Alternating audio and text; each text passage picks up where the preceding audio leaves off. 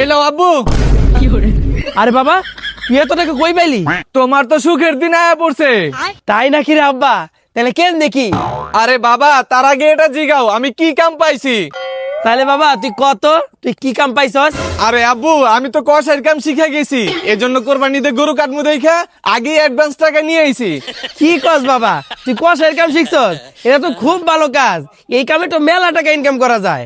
ও আব্বু এই জন্যই আজকে আমি অনেক ব্যস্ত, তুমি থাকো আমি যে আরো বুকিং নিমু।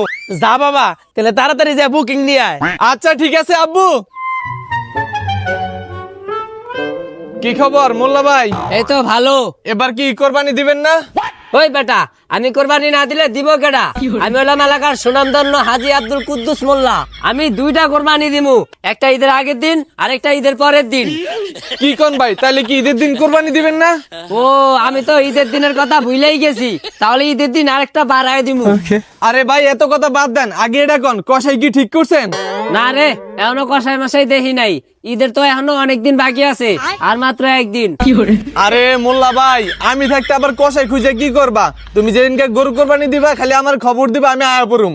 আচ্ছা ঠিক আছে, তুই টেনশন করিস না, তোরে দিয়ে করামু। আচ্ছা ঠিক আছে যাও তাইলে। ওই কিছু ভাই কই রে? আরে আমি এই জায়গায়, কি করবি ক? আরে বন্ধু তোরে কোন থেকে কল দিতাছি, তুই আমার কলই ধরস না এখন আর। আরে বন্ধু আমি তো এখন অনেক ব্যস্ত থাকি বুঝছস, মোবাইল যে এখন কোন চিপায় পুরা রইছে নিজেও জানি না। আরে কিসলু তুই এত কি কামে